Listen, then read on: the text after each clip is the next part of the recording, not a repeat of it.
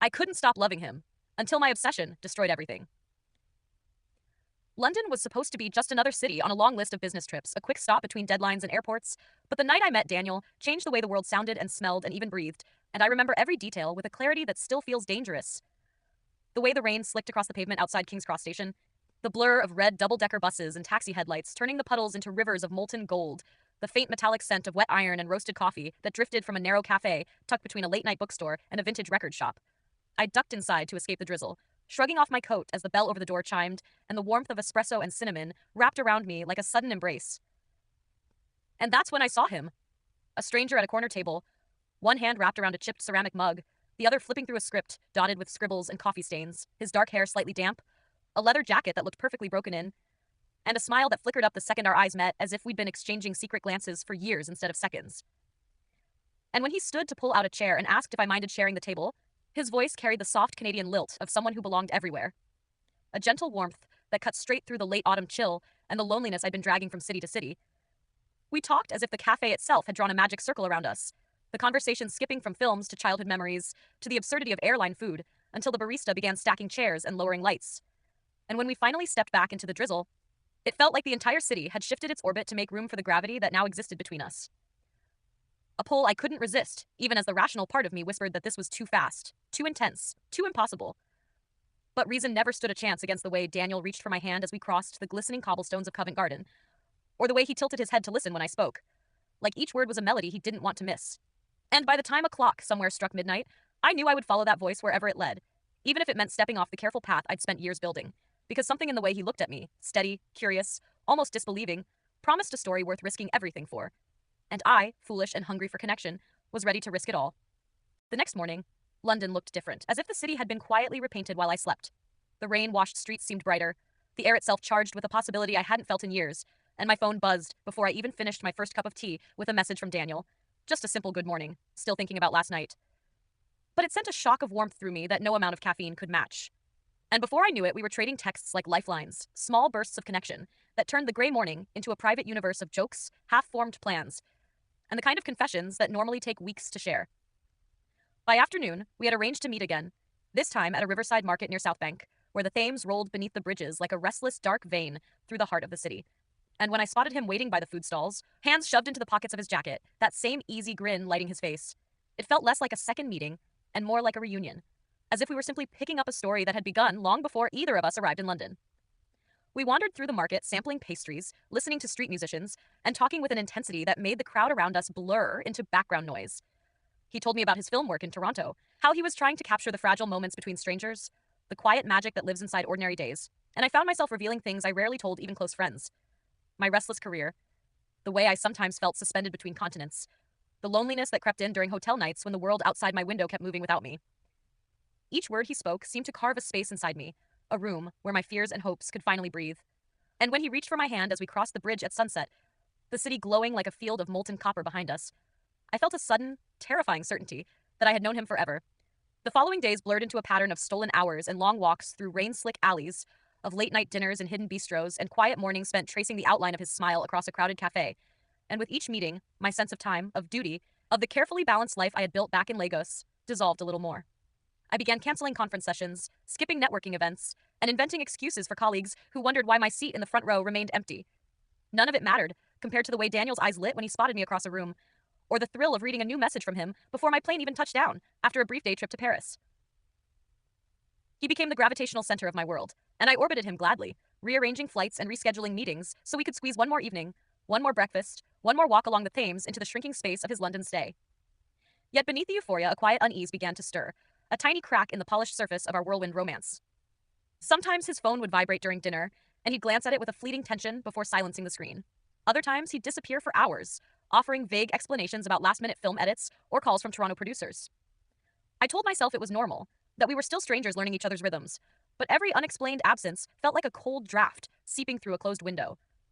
Instead of confronting him, I tightened my grip in subtler ways, sending more messages, asking casual but pointed questions about his schedule, showing up unexpectedly at places we'd mentioned in passing, thrilled when he greeted me with surprise, but never admitting how carefully I had tracked the patterns of his days. Love, I told myself, justified the hunger to know every detail, every movement, every breath. But deep down, I recognized the sharp edge of something more dangerous taking root. When his final week in London approached and he mentioned his return to Toronto, panic flared like a sudden storm, drowning the rational part of me that whispered about boundaries and pace. I had known him less than a month, yet the thought of oceans stretching between us felt unbearable, like a door slamming on a future I had already claimed in my heart. So when he invited me to visit Toronto sometime, just a casual offer spoken over a shared dessert, I seized on it with a desperate certainty that startled even me, telling him I might come sooner than he thought, that my job allowed for remote work and flexible travel. He laughed, delighted, but beneath his smile I sensed a flicker of hesitation, and that single flicker became a spark in my mind, igniting questions I couldn't extinguish. Was he hiding something? Was there someone else waiting back home? Each doubt tightened around me like a wire, and instead of loosening my grip, I began to imagine a life built entirely around him, a life where the restless ache of distance could be erased with a single reckless decision. When his plane finally took off for Toronto 2 days later, leaving me standing alone in the echoing terminal, I felt a pull so fierce it drowned out reason. A silent command to follow before the fragile thread between us could snap. And by the time my own boarding pass printed 2 weeks later, I had convinced myself that this was not obsession, but destiny. The winter air in Toronto hit me like a confession the moment I stepped out of Pearson Airport. A sharp, unrelenting cold that sliced through my coat and sent every nerve into high alert. But even the sting of frozen breath felt exhilarating, because every gust carried me closer to Daniel. I had booked the flight 2 weeks earlier, telling colleagues in Lagos that a sudden consulting project required my presence in Canada. A flimsy story backed by carefully forged emails and a fake itinerary. And as the taxi sped toward the downtown skyline, glittering against the black ice of Lake Ontario, I rehearsed the reunion in my mind. His surprise, his joy, the way he would see in my arrival a proof of the love we had whispered about along the Thames. But when he opened the door of his apartment and stared at me with wide, startled eyes, the reaction was not the cinematic embrace I had imagined, but a faltering half smile that flickered between delight and confusion. He invited me in, of course, ever polite, always gracious. And as I stepped into the warm glow of his loft, the scent of cedar and coffee wrapping around us, I told myself that the tightness in his jaw was simply shock. That the hurried way he cleared a stack of unopened mail from the couch meant nothing. That the faint echo of a woman's laughter drifting from the hallway was just a neighbor and not a phantom intruder in the life I had come to claim. For the first few days, we pretended everything was normal. He took me to the Art Gallery of Ontario, where we lingered before massive landscapes of snow and shadow. We wandered Kensington Market, our breaths mingling in clouds as we shared spiced cider. We spent nights curled against the wide windows of his loft, watching the city glitter like a frozen constellation. But beneath the beauty, I sensed a distance growing, a subtle shift in the way he reached for my hand, a beat too late, or let his gaze slide toward his buzzing phone before silencing it with a sigh. He worked late on film edits, he said, and though I offered to help, he gently steered me toward solo explorations of the city. You should see the harbor. Take the streetcar to Queen West. Phrases that felt less like invitations and more like soft expulsions. Instead of heeding the warning, I tightened my orbit, shadowing his routines with a precision that startled even me. I memorized the creak of the stairwell outside his door, the schedule of the mail carrier, the pattern of footsteps that passed beneath his window. I followed him one icy evening to a dim cafe where he met a woman with auburn hair, their heads bent together over a laptop. And though they parted with only a polite hug, the image burned into my mind like a wound I couldn't stop pressing. That night, I confronted him. Not with accusation, not yet, but with a trembling insistence on honesty, asking who she was, why he hadn't mentioned her, whether there was something I needed to know. He looked at me with a careful gentleness that felt more like pity than affection, and explained she was a producer, nothing more, but the calmness of his answer only deepened the panic that had begun to hollow me out. I started checking his phone when he showered, scrolling through messages with a heart that hammered so loudly I feared it would wake him. I tracked his location through subtle settings he hadn't noticed, each dot on the map a brief hit of relief followed by a deeper craving for control. Love, I told myself, required vigilance, but in quiet moments I caught my reflection in the frost-streaked windows and saw not a devoted lover, but a shadow of someone I barely recognized. The breaking point arrived on a night when the city was buried beneath a blizzard so thick it silenced even the streetcars. Daniel returned home late, his hair dusted with snow, and announced, softly, apologetically, that he needed space, that our time together had been beautiful, but too sudden, too consuming, that he felt himself losing the boundaries that kept his life steady. His words sliced through the room like the icy wind outside, and before I could stop myself I begged, pleaded, grasping his hands with a desperation that embarrassed us both, promising I could change, that I could be calmer, quieter, easier to love. He held me, murmured soothing reassurances, but his eyes, those warm gray eyes that had once felt like home, were already retreating. And something inside me snapped with a silent, terrifying clarity. If I couldn't hold him with affection, I would hold him with presence, with proximity, with the sheer force of never leaving. Over the following days, I lingered long after he suggested I return to London, inventing excuses about delayed flights and work commitments, ignoring the increasing tension that thickened the air of his apartment. I began to fear the moment he would finally insist, to dread the sound of his voice forming the final goodbye. My love had hardened into obsession, and obsession, I realized, did not surrender. It strategized. The blizzard eased, but the storm inside me only sharpened, an endless churn of sleepless nights and frantic thoughts that left my mind raw. And by the time the sidewalks of Toronto glistened with a brittle crust of ice, I had perfected the art of pretending calm while every nerve screamed to keep Daniel close. I woke before him each morning, lying motionless in the gray light, listening to the rhythm of his breathing like a code I needed to memorize, terrified that if I looked away for even a second, he might vanish. He moved through the loft carefully now, each gesture measured, as though he feared startling me. And when he suggested again, gently, almost pleadingly, that I consider returning to London to catch up on my real life, I smiled too brightly and said I'd think about it, my voice sugar over steel. Work emails from Lagos piled unanswered in my inbox. Flights I had rebooked 3 times expired without notice, and the small lies I told friends back home multiplied like shadows. The conference is extended. A project needs my attention. I met someone amazing. None of it mattered compared to the quiet panic that gripped me whenever Daniel left the apartment. I began timing his outings, noting the minutes between his departure and return, memorizing the sound of the elevator doors and the faint whir of the lobby heater. When he stayed late at the editing suite, I walked the frozen blocks in heavy boots, pretending to browse shop windows while keeping a silent vigil near the building entrance, my breath clouding the glass as I scanned for his silhouette. Every flicker of movement sent my heart racing. Until one night, after 3 hours in the biting cold, I saw him emerge with the auburn-haired producer again, their laughter slicing through the wind like a cruel melody. They stood beneath the yellow glow of a street lamp, heads bent close, his gloved hand brushing her shoulder as he hailed a cab, and something inside me splintered clean through. I followed the taxi at a distance, adrenaline drowning reason, my frozen fingers gripping the steering wheel of the rental car so tightly they ached, until it finally stopped outside a quiet residential street where she stepped out alone. Daniel remained inside, the cab pulling away toward the lakefront. But the sight of her smiling into the night burned deeper than any blade. I sat there for nearly an hour, engine idling, watching her windows for movement, my mind spinning fantasies of confrontation, of truth, of some grand declaration that would force the world to acknowledge what he and I shared. When I finally returned to the loft, Daniel was asleep, his face soft in the moonlight, and the contrast between his peaceful breathing and the chaos roaring inside me was unbearable. I stood over him for a long time, tracing the outline of his jaw with my eyes, the faint shadow of his lashes against his cheek, and felt a terrifying mix of love and fury. Love for the warmth he gave so freely at first, fury at the distance he now maintained like a locked door. In the days that followed, my actions grew reckless. I checked his laptop while he showered, scrolled through messages I barely understood, found nothing damning but everything incriminating in its absence. I began leaving small, unmistakable traces of my presence when he went out, a scarf draped over his camera bag, a cup left half full on his desk, tiny signals that said I am here, I am here, I am watching, I belong. Each act brought a fleeting rush of control, followed by a deeper hollow ache, like drinking salt water to quench a thirst. Friends back home began calling with alarm in their voices.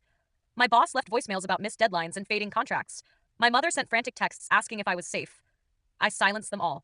My world had narrowed to the square footage of Daniel's loft, to the quiet thud of his footsteps on the hardwood floor, to the slight changes in his tone when he spoke. One evening, as the city outside glittered with Christmas lights, he finally sat across from me at the kitchen table, eyes shadowed with exhaustion, and said we needed to talk. The words dropped into the air like stones. He spoke carefully, each sentence a lifeline and a warning. He cared for me. He would always remember London. But he could no longer ignore the fear creeping into his days, the tension that tightened each time he found me waiting in places he hadn't mentioned. The way my love had begun to feel less like devotion and more like a cage. I listened, frozen, every muscle locked against the urge to scream, to beg, to promise I could change. When he said he had booked me a flight back to London, for your own good, for both of us, I felt the room tilt violently, as though the floor had split beneath my chair.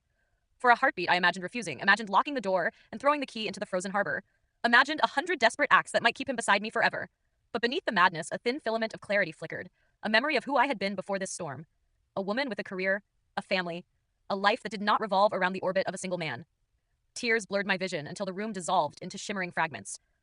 I heard myself whispering a trembling okay, felt his hand squeeze mine with a mixture of relief and sorrow, and for the first time in weeks, I allowed the silence between us to be what it truly was, not love, not destiny, but the echo of something I had tried to hold long after it was gone.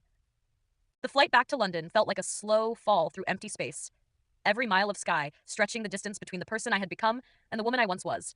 And when the plane finally touched down in Heathrow's cold gray dawn, I moved like a ghost through customs, clutching a suitcase that suddenly seemed absurdly heavy with all the silent nights and frantic days I had stuffed inside it. My phone lit up with messages the moment I switched it on. Missed calls from my boss, frantic voicemails from my mother, polite but pointed emails from colleagues who had been covering for my unexplained absence, but I couldn't bring myself to answer any of them. Instead, I drifted through the familiar streets of the city like a visitor, noticing details I had once loved, the sharp smell of roasted chestnuts along the Thames, the echo of church bells across South Bank, the rhythmic roar of buses on Westminster Bridge, and feeling as though they belonged to someone else's life. Back in my flat, the silence pressed in like a verdict. Days blurred into nights as I replayed every moment with Daniel, dissecting each glance, each silence, searching for the exact second where love had twisted into obsession. Friends tried to pull me back with invitations to dinners and gallery openings, but I declined them all, afraid that their well-meaning eyes would see too clearly the jagged truth of what I had done. My work suffered, contracts slipped through my fingers. Sleep became a fragile, unpredictable visitor. And yet, in the quietest hours, another truth began to rise like a stubborn dawn. The obsession had never been about Daniel alone. It had been about the aching hollow I carried inside me, the restless need to be chosen so completely that it drowned the fear of being forgotten. Daniel had simply been the mirror that reflected that hunger back at me until I mistook it for love. Accepting this was not a single epiphany, but a slow, grinding process, like sanding a rough edge until the splinters finally fall away. Therapy helped. Long sessions where I spoke the words I had hidden even from myself, where I learned to sit with loneliness without feeding it, but healing was not a clean climb. There were nights when I almost booked another flight to Toronto, mornings when a random scent of cedar would yank me back to the memory of his loft, and each time I had to choose again to stay, to breathe, to rebuild a life that belonged only to me. Months passed. Work steadied. Friends returned. The world grew larger than a single name, a single pair of gray eyes. Yet even now, on quiet evenings when the city softens into twilight, I sometimes catch myself wondering if Daniel thinks of me, if he tells anyone about the woman who once appeared at his door with love burning so brightly it nearly consumed them both. Was I a fleeting chapter in his life?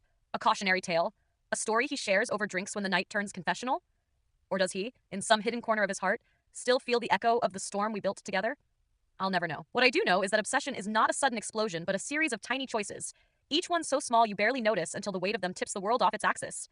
And that realization, painful and sharp, is the only thing that finally set me free. Your turn. If someone crossed oceans for you the way I did for Daniel, would you see it as proof of love, or a warning that something far darker was already taking root?